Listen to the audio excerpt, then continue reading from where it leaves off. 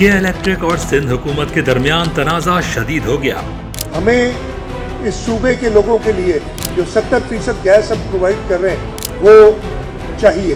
के इलेक्ट्रिक ने सिंध हुकूमत को ड्यूटी की मद में अदायगी से इनकार कर दिया। कायमा कमेटी बराए तवानाई के इजलास में CEO के इलेक्ट्रिक मोनेस अलवी की अदम शिरकत, मगर वारंट जारी होने के खदशे पर पेश हो गए। अगर फिर भी नहीं आए तो फिर मजबूरन हमें वारंट निकलवाने पड़ेंगे। मोनेस अलवी ने कहा कि के इलेक्ट्रिक का लाइसेंस मनसूख करके खुद बिजली की सप्लाई शुरू कर दें।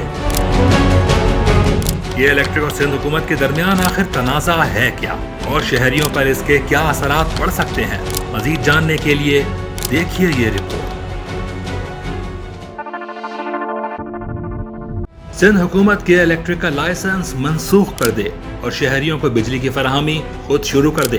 कराची को बिजली फराहम करने वाली निजी कंपनी के इलेक्ट्रिक के CEO मोनेस अलवी ने सिंध असम्बली में अपोजिशन लीडर अली खुर्शीदी की ज़ेर सदारत खुसूसी कमेटी बराए एनर्जी के इजलास में सारिफीन को जायद बिलों की फराहमी और लोड शेडिंग समेत दीगर शिकायत पर वजाहत पेश करते हुए कहा कि हम सिर्फ लोड शेडिंग करते हैं, बिजली के नर्ख तय नहीं करते। के इलेक्ट्रिक और सिंध हुकूमत के दरमियान ये तनाज़ा उस वक्त पैदा हुआ जब सिंध हुकूमत ने के इलेक्ट्रिक को ड्यूटी की मद में तकरीबन 30 अरब रुपए के वाजिबुल अदा रकम का तकाजा किया, जिस पर के इलेक्ट्रिक ने जारहाना मौक़िफ़ इख्तियार करते हुए रकम की अदायगी से सिरे से इनकार करते हुए कहा कि सिंध हुकूमत पर इससे ज़ायद रकम वाजिबुल अदा है। CEO के इलेक्ट्रिक ने मौक़िफ़ इख्तियार किया कि हमारे वाटर बोर्ड की जानिब 33 अरब रुपए वाजिबुल अदा हैं। जब तक हमारी रकम नहीं मिलेगी ड्यूटी की रकम अदा नहीं करेंगे। दूसरा मामला सिंध असम्बली इजलास में सारिफीन को बिजली के इजाफी बिलों की फराहमी, तवील लोड शेडिंग और दीगर मसाइल के हवाले से करारदाद की मंजूरी और मसाइल के हल के लिए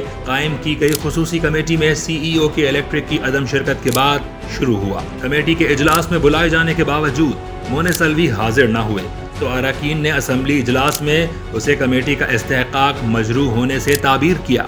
असम्बली इजलास में पार्लिमानी वजीर ज़ियाउल हसन लंजान ने अरकान को यकीन दहानी करवाई कि अगर दूसरे इजलास में CEO के इलेक्ट्रिक पेश ना हुए तो वारंट जारी करेंगे। अगर CEO साहब अगर 4 बजे भी नहीं आते हैं तो यकीनन इस असम्बली की एक स्पेशल कमेटी है आपकी तरफ से वो बनी हुई है और हम सपोर्ट करते हैं उसको।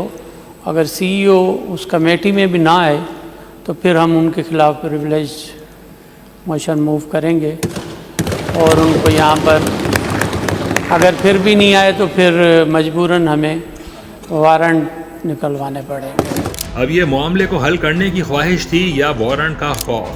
CEO के इलेक्ट्रिक जुमेरात को होने वाले खुसूसी कमेटी के इजलास में न सिर्फ पहुंचे बल्कि इंतहाई जारहाना अंदाज इख्तियार किया, जिस पर पहले तो कमेटी अरकान खामोश हो गए, मगर बाद अज़ां उन्होंने मौसूफ को आड़े हाथों लिया।